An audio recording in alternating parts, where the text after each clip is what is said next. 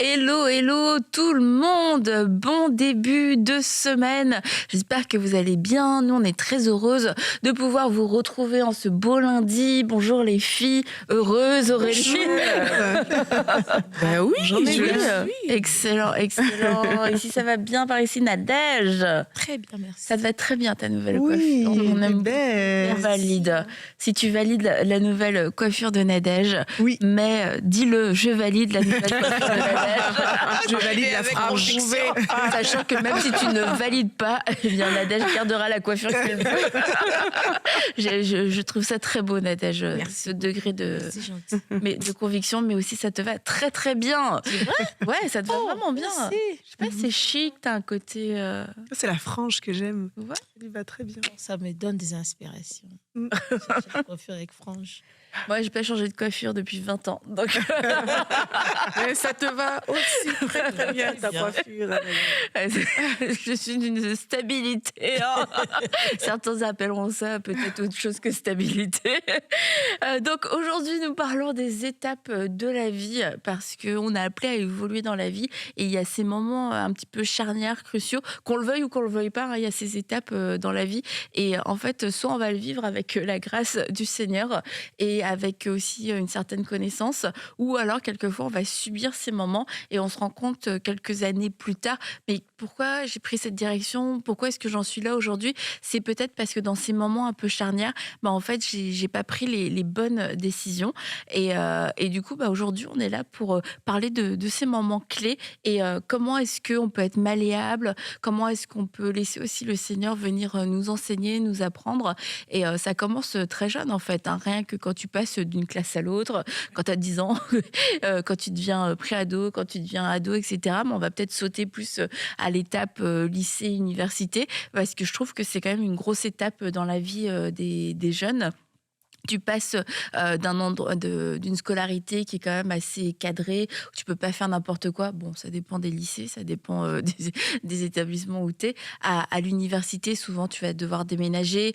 Il y a beaucoup de temps libre parce que tu as moins d'heures de cours, mais beaucoup d'heures de travail, au final, personnel. Donc, c'est une liberté à apprendre à gérer tout ça, à apprendre à gérer un nouvel environnement. Parce que souvent, quand tu étais au lycée, tu étais avec tes amis que tu avais à quelle fois depuis le primaire, en fait, et dans ta ville natale. Bref, ça peut occasionner beaucoup de changements. Toi, je ne sais pas, est-ce que tu es allée toi, tu es allée à l'école d'infirmière, Oui. en fait. Mais c'était dans ta ville aussi ou tu as dû déménager? Non, dans ma ville aussi. Ah, tu n'as pas dû déménager, toi. Mes études à Lyon, c'est pour les études bibliques que j'ai déménagé. Donc j'étais déjà plus âgée. Ok, mais du coup, toi, tu as déménagé pour l'université? Oui. Tu as changé de ville? J'ai pas changé de ville, mais j'ai quitté la maison de mes parents pour aller vivre à l'école, à l'université. À l'époque, j'avais 18 ans. 18 ans. Et Oui. tu t'envisageais ça comment de partir vivre J'étais contente. Ah ouais. La liberté. Oui, à l'époque, moi, j'étais un peu comme tous les jeunes. Hein. J'avais besoin de liberté et parfois, je pouvais me dire, mais mes parents, ils m'empêchent de sortir ou ce genre de choses. Et moi, j'avais besoin de liberté. Et quand j'ai pu aller vivre à l'université, moi, j'étais trop contente. J'étais comme, waouh, j'ai cette liberté-là. Mais là où j'ai aimé quand même ma transition, c'est que j'ai pas chaque week-end, je revenais à la maison, ou au moins aux 2 semaines. Mais c'était plus chaque week-end. Je revenais à la maison, je voyais mes frères, mes sœurs, puis ma mère préparait, bien sûr, et je pouvais rentrer avec. Tu revenais. Tu mangeais bien au moins une fois par semaine. Là, je me faisais mes petites réserves pour la semaine, tu vois. Du coup, c'était une transition en douceur parce qu'ils Oui. n'étaient pas loin, donc tu n'es pas partie non plus à l'étranger tout de suite parce qu'après, tu es resté combien de temps à l'université Je suis restée 3 ans. 3 ans. À l'université. Et puis la 4e année, je suis revenue à la maison parce que je devais voyager pour aller en Belgique pour continuer mes études universitaires.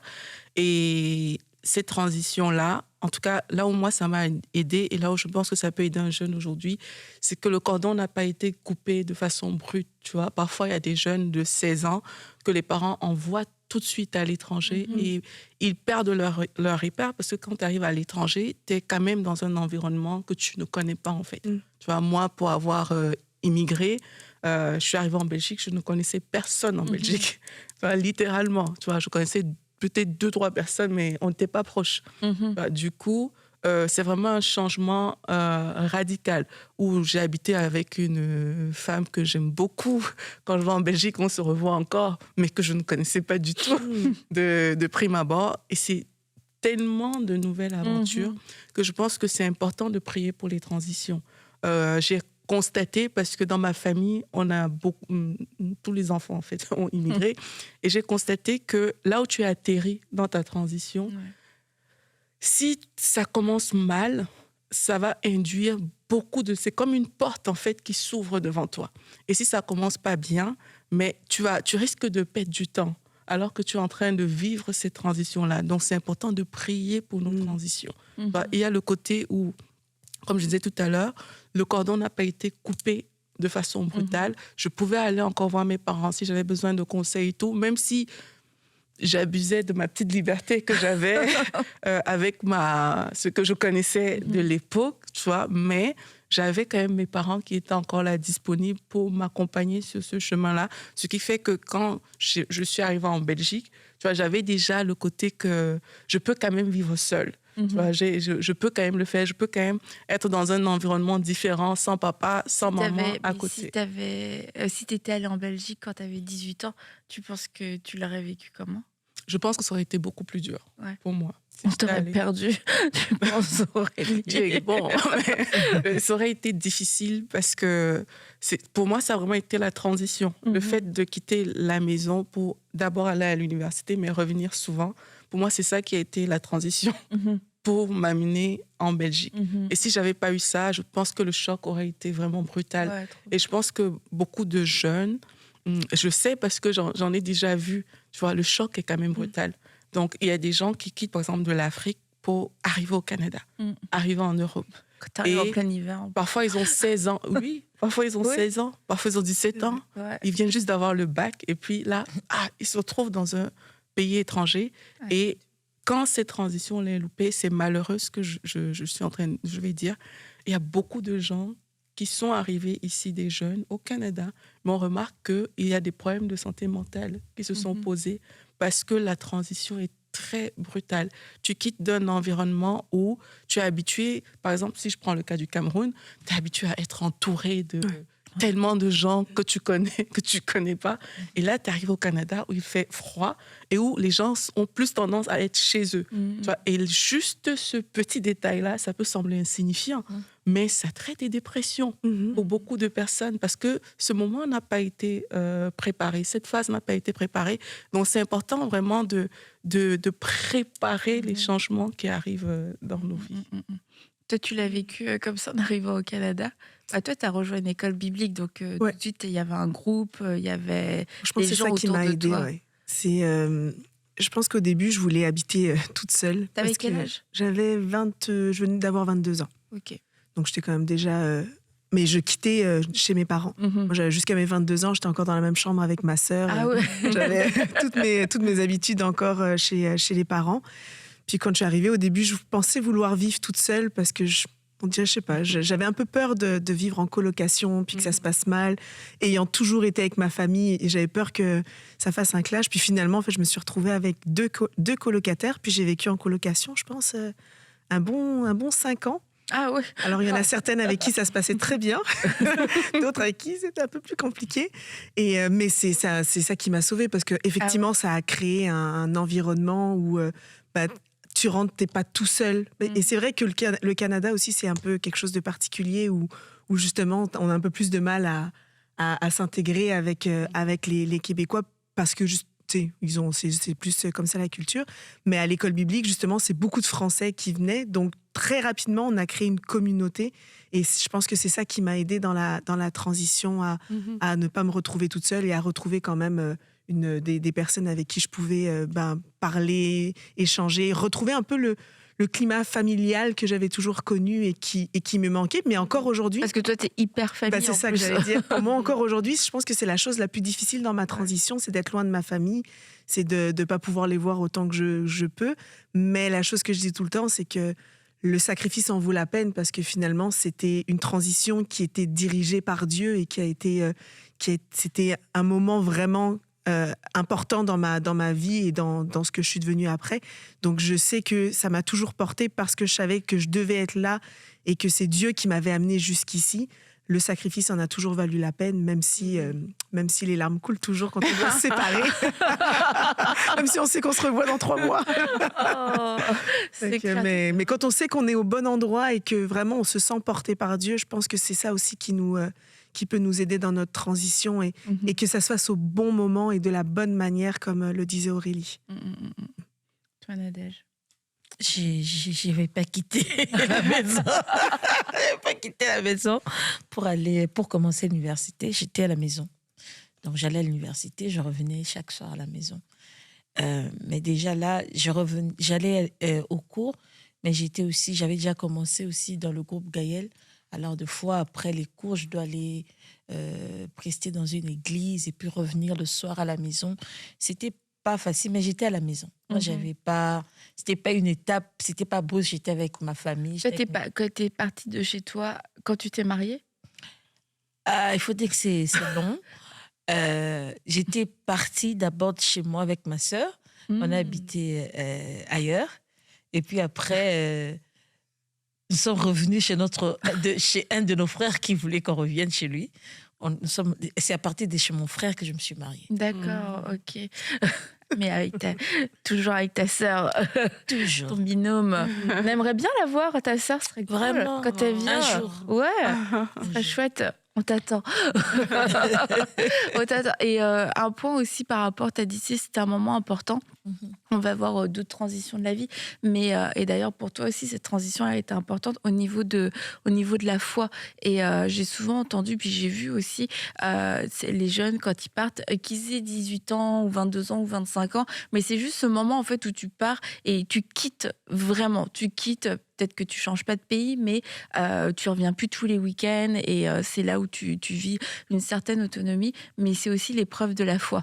Et si tu te disais chrétien, chrétienne, mais que ce moment-là, en fait, c'est l'épreuve pour voir est-ce que vraiment j'ai une foi à moi ou est-ce que ma foi, elle était basée parce que j'avais une famille, parce que mes parents étaient là, parce que je me posais pas la question. En fait, j'allais à l'église, etc. Mais là, je suis plus dans la même ville, je suis livrée à moi-même, j'ai le choix, je suis pas obligée d'y aller. Si j'ai pas envie d'aller, je vais pas à l'église. Et en fait, il y a plusieurs personnes à ce moment-là, leur foi soit va prendre vraiment un creux et puis tu sais, c'est le témoignage où tu dis je suis partie, là j'ai commencé à sortir, et puis plusieurs années plus tard on les retrouve, ou d'autres c'est le moment où je me suis engagée. Je marchais avec le Seigneur, mais c'est le moment où je me suis engagée parce que tu es face à ce choix où c'est ma foi à moi. Il n'y a plus personne qui me dit quoi faire, si je dois le faire. C'est ma gestion de mon temps, la gestion de mon horaire, de mon argent, de mes amis, de mes relations. Je rentre si je veux, je ramène qui je veux chez moi. Et du coup, c'est vraiment le moment où tu te dis, est-ce que c'est ma foi à moi? Et toi, tu venais pour une école biblique, mais quelquefois, même l'école biblique, ça fait pas du bien à la foi parce que c'est une question de cœur, tu vois, c'est pas une question d'école. Et quand je suis arrivée pour l'école biblique, je voulais me former pour la louange et tout ça, mais j'étais encore dans un climat où quand j'étais en France, mes amis, j'avais pas beaucoup d'amis chrétiens, je sortais encore beaucoup, etc. Donc quand je suis arrivée, je me rappelle, il y a eu un vendredi soir à la jeunesse où vraiment je me suis engagée avec Dieu et j'ai dit, OK, Seigneur, je suis là pour toi, puis je mets tout le focus sur toi. Parce que je pense que s'il n'y avait pas eu cette soirée-là, je pense que j'aurais contacté d'autres amis que j'avais aussi. Et puis, j'en connaissais du Canada qui avaient des soirées, des trucs comme ça. Donc, je pense que j'aurais pu continuer à être entre les deux. Donc, ça a été vraiment un moment de décision parce que je le voyais un peu comme ça. Je me suis dit, OK, liberté. Là, j'ai le choix de pouvoir faire ce que je veux, de ne plus être obligée de mettre des trucs bêtes. Plus obligée de ranger derrière moi parce que ma mère est toujours en train de me demander de ranger, plus obligée de toujours cuisiner, je peux cuisiner, manger ce que je veux, plus besoin de... Et aussi, liberté de pouvoir plus être redevable envers personne et prendre des décisions et tout ça. Donc là, vu que je venais pour une école biblique, je pense que Dieu, il savait très bien, il m'a dit, OK, ma petite, là, je vais te tenir, puis tu vas rester, tu vas t'accrocher à moi. Mais quand je suis arrivée dans mon cœur, moi, je voyais ça je vais continuer à être un pied dedans, un pied à l'extérieur, pour continuer à faire comme... sauf que cette fois-ci, il n'y a plus personne qui me surveille. Ouais. Souvent, d'ailleurs, par rapport à ça, un conseil que je peux donner aux parents qui nous écoutent aujourd'hui, quand la Bible dit « éduque ton enfant selon la voie qu'il doit suivre », il faut vraiment le faire. Même si les résultats ne semblent pas visibles tout de suite, je le dis parce que la chose que je me rappelais souvent, quand j'ai eu comme ma liberté, comme on est en train de dire, je me rappelais des paroles de mon père. Je me rappelais de l'attitude que mon père aurait eue si je me retrouvais dans certaines positions. C'est vrai. Tu vois, et ça m'a gardé quelque part. Tu vois, j'avais pas... j'allais à l'église, mais je n'étais pas née de nouveau. Du coup, même lorsque j'allais dans mes délires avec mes amis, il y a des zones que moi, je n'arrivais pas à franchir. Parce qu'il y avait toujours une voix à l'intérieur de moi qui était comme... C'était mon père pour moi. C'est que ton père... Ça passe pas, tu vois. Il y avait toujours ce truc parce que mes parents m'ont aussi éduquée d'une certaine manière. Tu vois, même dans les débordements, je pouvais entendre cette voix-là à l'intérieur de moi. Donc, j'encourage vraiment les parents à ne pas se décourager. Lorsqu'on parle des transitions avec les enfants et tout, ne pas se décourager, toujours insister, toujours parler, toujours dire ces choses-là parce que vous ne savez pas le jour où votre enfant va entendre le son de votre voix dans sa tête lorsque l'enfant sera confronté à certaines situations. Donc, je pense que c'est vraiment important de le faire pour des parents. C'est vrai, c'est un bon encouragement, mais ça fait partie de la préparation dont tu parlais. Et je pense que quelquefois, en tant que jeune, on a tellement hâte de partir vivre une aventure, d'aller à l'extérieur, de découvrir autre chose, qu'on oublie cette préparation et on part un peu la fleur au fusil. Et c'est aussi en tant que parents à nous de pouvoir équiper nos enfants, mais aussi préparer le terrain. Il y a des endroits où on peut connaître des gens, on peut connaître des familles. C'est de les contacter pour qu'il y ait un accueil, qu'il y ait quelque chose, s'assurer que notre enfant, même s'il va pas vivre là-bas, mais qu'il ait une personne ressource, que pour son anniversaire, il soit pas tout seul, que s'il y a les fêtes de fin d'année, comment est-ce qu'on peut faire, de commencer en amont à créer quelques petites connexions ici et là. Et puis s'il y a une église, et ça c'est vraiment important, en fait ça devrait être un point crucial, c'est est-ce qu'il y a une bonne église, une église où je vais pouvoir aller vivre ma foi. J'entendais encore dernièrement une jeune fille qui a choisi une ville parce qu'elle trouvait que l'école avait l'air mieux, mais ça avait l'air, c'était assez kiff-kiff avec une autre ville. Mais dans une autre ville, il y avait une bonne église et finalement, l'église, la ville où elle est allée pour faire son école, il n'y a pas d'église et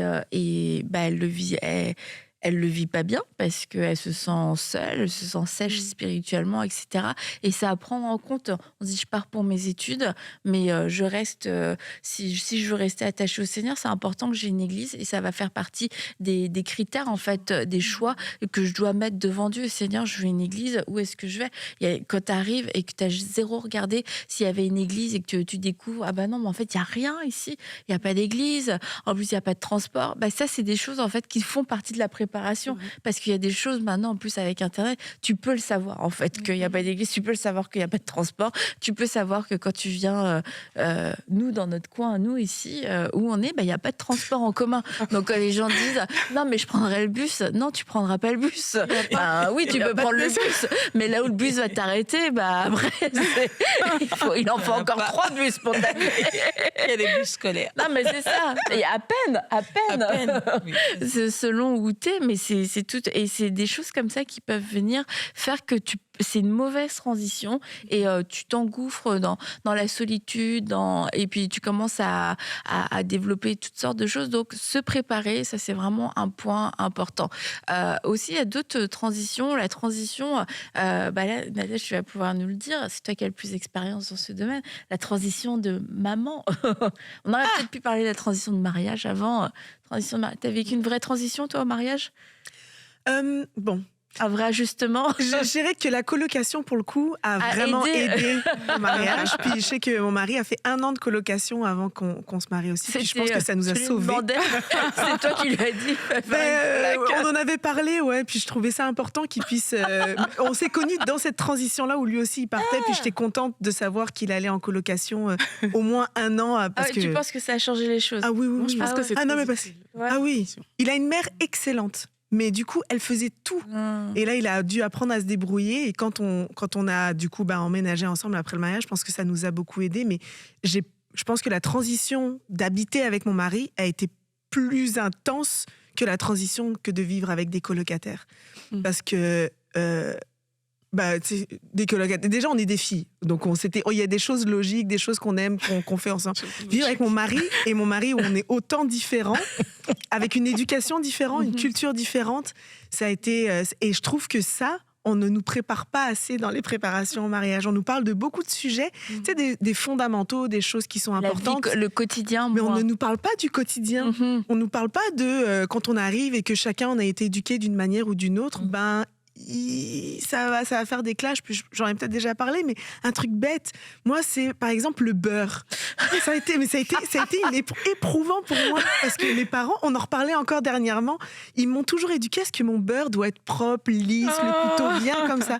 Sauf que les Québécois, eux, ils mettent leur blé d'Inde dans le beurre. Ils mettent des coups de couteau. Donc lui, c'est ce qu'il faisait, il mettait des coups de couteau. Mon beurre ça me frustrait. Et j'entendais ma mère avec son couteau, je repassais. Ça n'a pas duré longtemps. À un moment donné, je me suis dit, Sandra, en fait, ça va pas marcher. Il va falloir que tu choisisses tes combats. Parce que tu vas pas te battre pour le beurre. Ça va pas marcher le beurre ou le mariage. Ça va pas marcher la frustration du beurre. Et à ce moment-là, ça a été genre toujours... de truc, ça pouvait être oui, ça m'énervait, parce qu'on m'a toujours reproché il faut faire attention. Donc j'en avais fait un combat. Puis à un moment donné, je me suis dit, ok, là, il va falloir choisir mes combats. Et à partir de ce moment-là, ma perspective a changé. À chaque fois qu'il y avait un conflit d'éducation ou d'habitude ou ce genre de choses, c'était ok, est-ce que c'est un combat qui vaut vraiment la peine d'être mené, ou est-ce que finalement, en fait, on peut juste laisser passer les choses à partir de là, mais j'aurais aimé qu'on me le dise avant de me marier, ça, par exemple. Mais à partir de ce moment-là, c'était pareil, on range l'éponge, moi je le range derrière, lui il le range en bas. Et on va pas se battre. On va le mettre là, et puis au fur et à mesure, on a développé nos habitudes. On va nous dire, il faut parler des sujets, des finances, des sujets... on parle pas de c'est quoi ton éducation, de quel côté du lit tu dors. Dormir dans le même lit, moi je dors et lui il bouge comme pas possible. Ça m'a pris du temps à m'habituer à avoir quelqu'un qui... Mais on n'en parle pas, ça, l'éducation au mariage. C'est vrai. Mais je pense que c'est à cause de ça que la plupart du temps, la première année, c'est beaucoup de conflits dans les jeunes mariés. C'est pas tout le temps comme ça, mais je pense qu'il y a beaucoup de conflits parce que on pense parler de choses essentielles, mais finalement les choses du quotidien sont tout aussi importants et on n'en parle pas. La manière dont on prie, la manière dont on vit notre foi, et on s'attend à ce que d'un coup, allez, tous les matins, on va se lever ensemble, on va prier ensemble. Oui, mais sauf que moi, j'aime prier le soir. Ah ben moi, je prie à voix haute. Ah ben moi, je prie à voix basse. Toutes ces choses-là du quotidien, je pense que c'est des choses qu'on devrait penser à discuter aussi. Et la manière dont on mange aussi, c'est le sommeil, tu as raison, toutes ces choses-là, très important, je me le note, plus développer le côté quotidien du mariage, mais c'est vrai que c'est une transition, et surtout quand tu as vécu dans une fratrie, quelquefois tu te rends compte que tu vas vouloir régler tes conflits avec ton mari ou ta femme au début, comme tu réglais avec tes frères et sœurs, sauf qu'en fait, il n'y a pas de parents déjà pour ton frère. C'est pas ton frère, c'est pas ta sœur. Donc en fait, même tout ça dans cette transition, c'est que je peux même plus régler mes conflits comme avant. Ils me comprennent pas, ils me comprennent pas comme ma sœur me comprenait. Exactement. Puis on va pas se réconcilier de la même façon. Les paroles seront pas non, parce qu'en fait, je suis pas ta sœur, je suis pas ton frère, donc ça va pas passer. Et ça, c'est vrai que cette transition, c'est beaucoup de choses du quotidien, et puis finalement on se dit ça va être super le mariage, et c'est super le mariage, mais dans ces petites choses du quotidien qui peuvent devenir des irritants, mais qui peuvent prendre toute la place. Et c'est un peu comme tu disais, autant quand on déménage, etc., le début va quand même être capital. Ça veut pas dire qu'on peut pas jamais s'en remettre, mais quand on reste coincé dans ces histoires de beurre et d'éponge, ça donne le ton en fait à un mariage qui peut être ultra conflictuel et tendu sur des petites choses comme ça, parce que le quotidien est rempli de tous ces petits irritants. Ça fait qu'on est tout le temps un petit peu énervé, tout le temps en guéguerre, un petit peu pour tout, pour rien, et l'ambiance est tout le temps un petit peu comme ça électrique, parce que on n'arrive pas à s'accorder sur le quotidien. Et c'est vrai qu'on s'est accordé sur les grands principes de la vie, mais on n'arrive même plus à avoir ces grands principes de la vie, parce que c'est que le beurre, dès qu'il sort le beurre, tout s'arrête. C'est là. Qu'est-ce qu'il va faire encore avec le beurre dans mon beurre. Achetez chacun votre propre beurre, voilà. Et le problème est réglé. C'est vrai que j'avoue que j'aurais pas très bien vécu. Qui torture le beurre comme ça m'a un peu énervée. Mais bon, c'est vrai, c'est en train de... Quand tu racontais, je l'ai vécu. Choisir ses combats. Choisir. Qu'est-ce qui va nous rapprocher, nous permettre de bâtir ensemble ou qu'est-ce qui va nous diviser pour des fois des bêtises. Toi, la transition mariage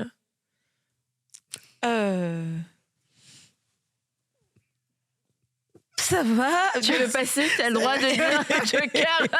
Mais c'était pas aussi. C'est comme Sandra est en train de le dire. C'était pas aussi évident que ça. C'est vrai qu'on vous parle de mariage. C'est vrai que j'ai eu quand même une préparation. On nous a vraiment préparé, mon mari et moi. C'est vrai, on vous prépare, mais c'est pas sur tout. Non. C'est pas vraiment dans le quotidien. Il y a tellement, vous retrouvez chacun, comme Sandra l'a dit tout à l'heure, chacun a eu son éducation, sa manière de vivre, ces choses que tu as commencé à faire depuis des années, et tu arrives et l'autre, des choses que tu trouves tellement importantes dans ta vie, lui, c'est pas aussi important que ça. Et lui, ce qu'il trouve important, tu trouves pas important. C'est pas si facile de vivre des vœux comme ça ensemble. Moi, les désordres, je supporte pas. Les désordres à table non plus. Moi, quand on mangeait, nous deux, ça devait être formel comme on me l'a apprise.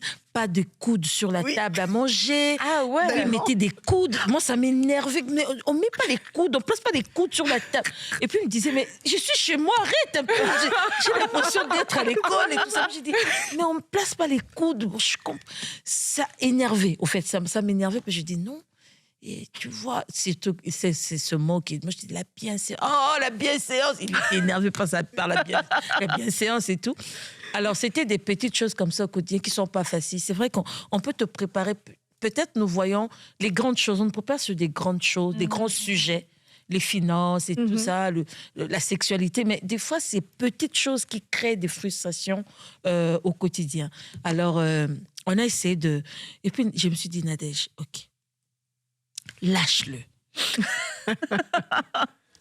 Au fait, c'était aussi simple que ça. C'était pas... Hein, j'ai dit, lâche-le.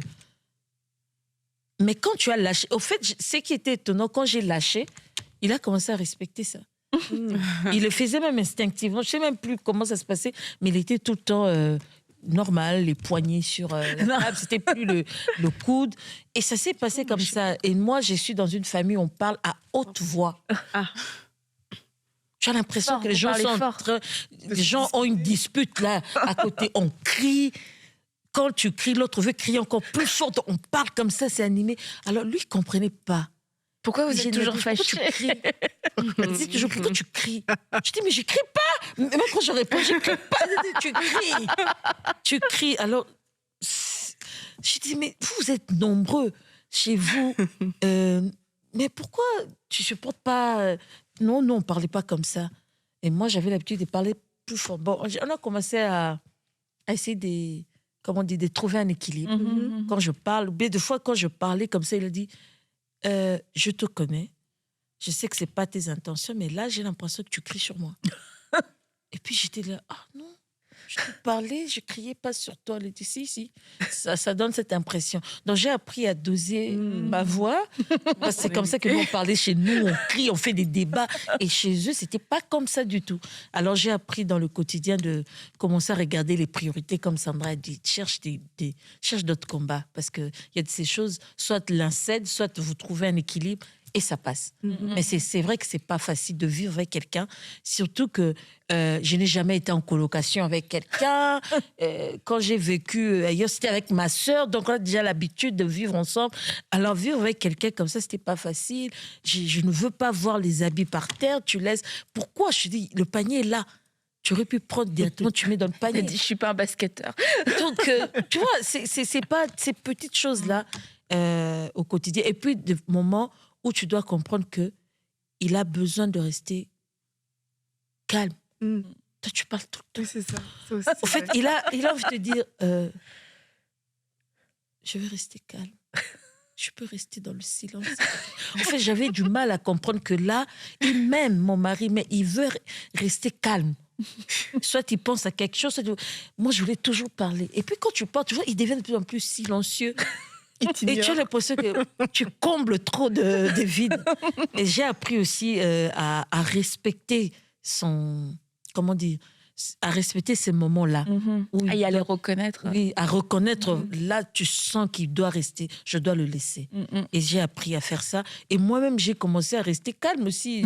Je ne voulais pas qu'on m'embête aussi à un moment. En fait, deux fois, je suis étonnée de me voir au travers de lui. Ah, tu dis, mais c'est moi qui ai l'habitude souvent de faire ça.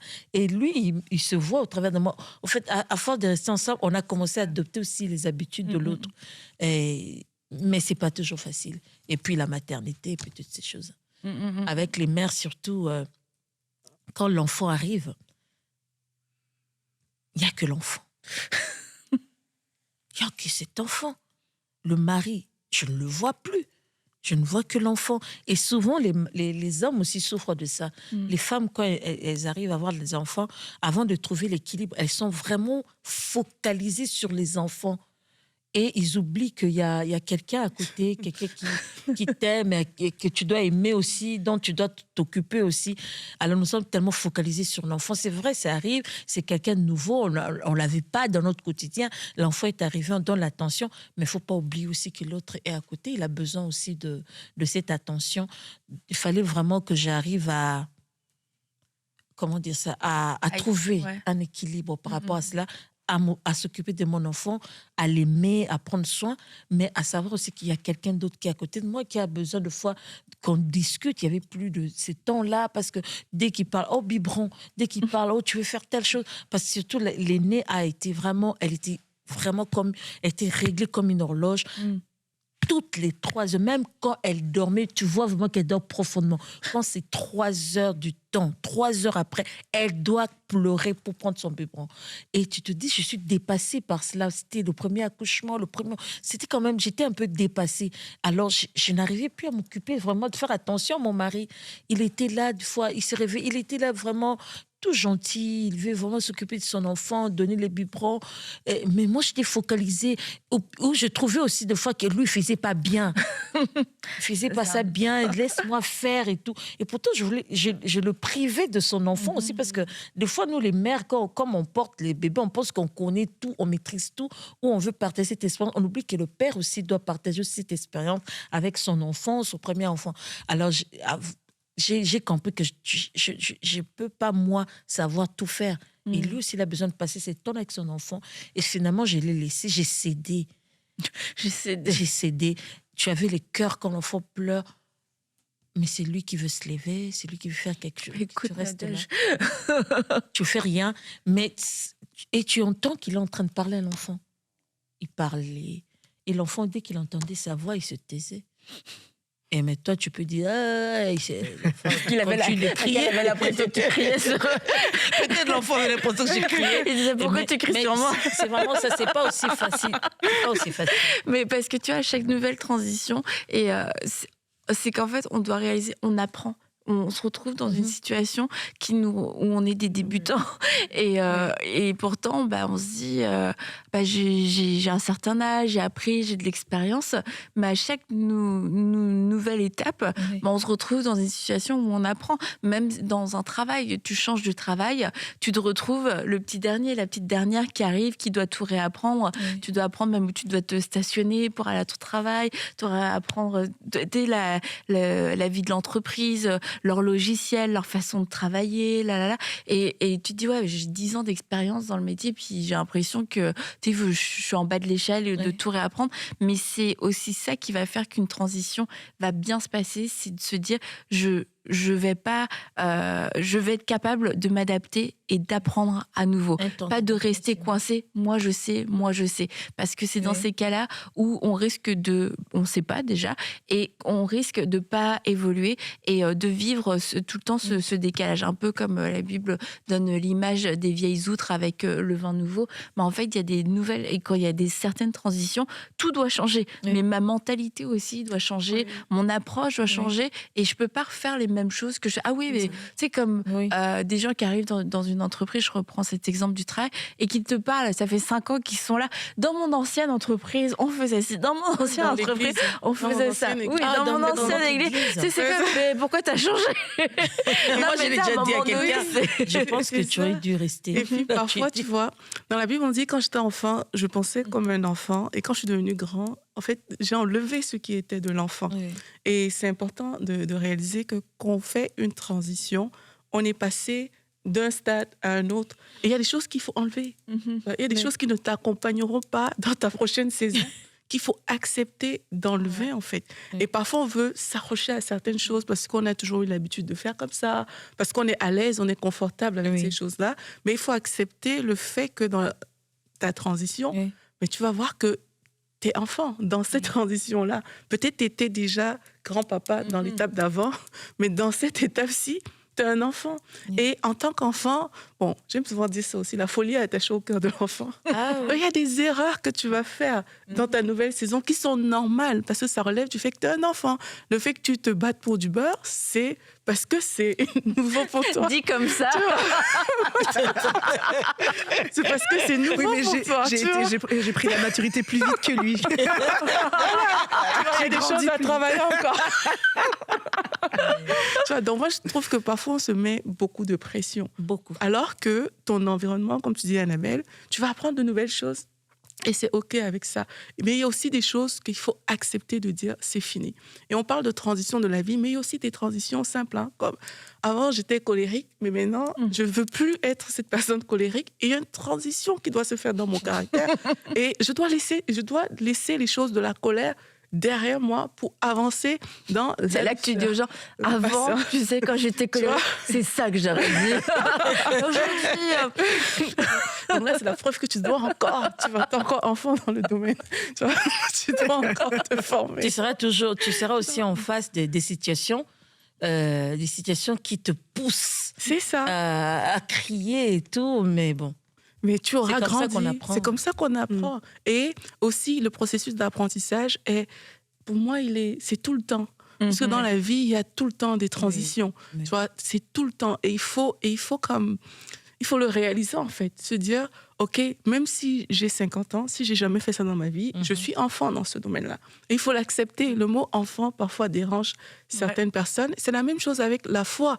Si tu viens de naître de nouveau, tu viens de donner ta vie à Jésus, même si tu l'as fait à 70 ans, tu es enfant dans ce domaine. Et il faut accepter de passer les étapes que l'enfant va passer. Il faut accepter de prendre du lait d'abord. Après, tu vas prendre la nourriture solide. c'est ça. Après, tu vas manger d'autres choses. Après, toi-même, tu vas devenir père et puis tu vas t'installer dans ce nouveau domaine dans lequel tu es allé. Donc, acceptons d'être des enfants. Et si on a l'entourage aussi qui le permet C'est de ça que je pouvoir voulais dire poser des aussi. questions. Quand tu te maries, il y a des questions que tu n'avais jamais pensé demander à ta mère parce que tu n'étais pas dans cette situation-là. Mais là, tu dis, mais toi, quand tu t'es mariée, il y a des trucs que papa il faisait qui t'énervaient. Pourquoi tu m'as jamais dit? C'est ça. Parce que soi-même, quand on est arrivé quelques fois plus loin dans le mariage, on oublie ses débuts. Et puis finalement, quand on en reparle, on se dit, c'est vrai, nous aussi, on a vécu ces ajustements. Et de pouvoir poser des questions. Et toi, comment t'as fait? Qu'est-ce qui t'a aidé? Comment est-ce que je pourrais faire? Poser ces questions-là, reconnaître, je suis nouvelle dans cette étape de ma vie. Donc, j'ai peut-être besoin de demander à ceux qui sont passés là avant des conseils. C'est quoi votre retour d'expérience? Comment ça s'est passé? Ça a été enrichissant. Puis, je pensais à Ruth, qui a vécu plein d'étapes dans sa vie. Et elle était jeune fille, elle s'est mariée, elle est devenue veuve, elle est partie avec sa belle-mère, elle arrive dans un nouvel endroit, des nouvelles personnes, elle fait une nouvelle activité professionnelle, elle est glanée, sa situation économique a changé, mais sa belle-mère, Naomi, reste une personne ressource, une personne conseil, et dont elle prend soin, mais aussi qui lui donne des conseils, qui lui donne des indications, parce que dans ce nouveau pays, avec ces nouvelles personnes, ces nouvelles coutumes, tout ça, Naomi, elle est familière en fait avec... je dis pas qu'elle a raison sur tout, mais elle est familière, et Ruth s'est attachée à elle, à sa sagesse, à son expérience. Et quand on a la possibilité d'avoir ce genre de personnes, c'est important, je pense, que de pouvoir s'attacher et de pouvoir observer et et de poser certaines questions. Donc, n'ayons pas peur dans chaque transition de notre vie de se dire je redeviens un enfant. Et ça peut être des transitions qui arrivent tard aussi, quand on passe à la retraite, quand on arrête de travailler, quand on est un jeune retraité, on n'a jamais vécu la retraite, de se préparer. Comment est-ce que toi, tu as vécu la retraite? Qu'est-ce que tu as trouvé difficile? Je suis un enfant, un bébé de la retraite, alors je vais apprendre à bien préparer et à bien vivre cette nouvelle saison de vie, après être grands-parents, des enfants qui partent, etc. Bref, toutes ces transitions, on peut les préparer avec le Seigneur. Il peut nous aider. On peut aussi les préparer en posant des questions, en s'enrichissant des expériences des autres, de leurs erreurs et de leurs réussites. Et on est constamment appelé à vivre ces transitions. Donc, soit on va les préparer, on va être intentionnel, soit on risque de les subir et quelquefois d'en avoir aussi les conséquences dans les mois, les années suivantes. Donc, soyons des femmes sages, des femmes intelligentes. Bâtissons notre maison avec sagesse et bâtissons ces transitions en ayant ce côté intentionnel. Elles vont arriver, alors je vais me préparer. Je vais me préparer à la ménopause. Je vais poser des questions, je vais me renseigner, savoir comment est-ce que je peux vivre la meilleure des ménopauses possibles. Voilà, c'est toutes ces transitions qui sont là dans notre vie. Elles peuvent être spirituelles, émotionnelles, physiques, elles peuvent être géographiques, mais on peut toujours se préparer. Alors, c'est notre conseil d'aujourd'hui. Préparez-vous pour ces transitions. Et on va se retrouver mercredi, les filles, pour une nouvelle émission à table avec Annabelle. Alors, bye bye.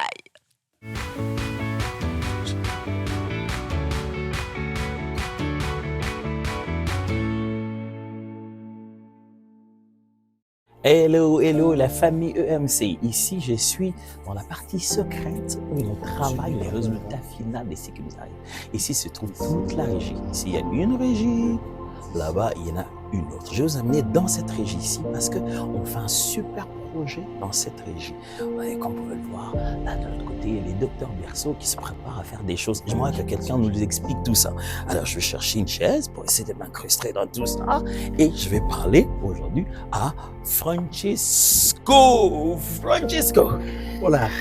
Oh là. Ça veut dire bonjour, c'est ça? Oui, c'est bon. Oh, en quelle langue? Ça, c'est espagnol. Ça, c'est en espagnol. Waouh. Francesco, soit dit en passant, il parle beaucoup de langues, Francesco. Wow. Dis-nous, Francesco, qu'est-ce qu'on fait ici? Ici, on travaille sur ma Bible Highlight. C'est des pépites de révélation qu'on prend dans différents textes de la Bible avec des enseignants. Aujourd'hui, on est avec le docteur Berceau. Des fois, on est avec toi. Ouais, des fois, oui. Qui nous amène des pépites de révélation de la parole, qui ouvrent nos yeux en 2-3 minutes, des vidéos qui nous expliquent la parole de Dieu. Wow. C'est vraiment génial. J'aime bien, c'est-à-dire que ma Bible, ça ne va pas juste être du texte, juste la parole, la lettre. Il y a aussi la pensée, l'esprit, le fait qu'on explique ces vérités aux gens. Ça va être intéressant, ça. C'est dans ma Bible, ça? C'est dans ma Bible, exact. Ça veut dire que quand les gens ils sont dans les textes, ils vont carrément voir dans les versets qu'il y a une place parce que c'est un highlight. Et aussitôt qu'ils pèsent dessus, alors du texte ouvre une vidéo et on a l'enseignement qui explique directement le passage qu'on est en question ou le verset qui donne une pépite de révélation dans la parole de Dieu. Frères et sœurs, j'aimerais vraiment vous encourager à continuer à fonctionner, à travailler avec nous. Notre vision, c'est de faire de cet outil quelque chose de gratuit, que tout le monde, dans chaque téléphone, pourrait avoir, non seulement les écrits de la parole de Dieu, mais l'enseignement de la parole de Dieu enseigné par des hommes et des femmes appelés par le Saint-Esprit. Cette œuvre que MCI est en train de faire mérite qu'on puisse tous mettre la main dedans. Alors, je vous encourage à devenir partenaire avec nous. En allant simplement sur mcitv.com/don, vous trouverez dedans déjà le formulaire. Enregistrez-vous, encouragez, donnez ce que le Seigneur vous donne, comme vous le voulez, selon qu'il a mis dans votre cœur, mais rendons cette application, rendons cette Bible disponible au monde entier. Vous savez que les gens vont télécharger ça comme ça et ils pourront voir la parole de Dieu, non seulement les textes, mais la vie, les révélations, les explications, le ministère derrière, le ministère d'enseignement derrière ces textes que nous allons avoir. Alors, je ne vais pas trop déranger ma Bible, c'est très sérieux ici quand on fait ma Bible. Regarde, il y a tout le monde, il y a Guy, il y a James, c'est super sérieux. Le jour viendra ici, vous allez voir. Bye bye les gars. Ciao. Dès maintenant, rejoignez la famille des partenaires qui donnent pour voir des vies transformées partout dans la francophonie. Pour faire votre don, rendez-vous sur emcitv.com/don.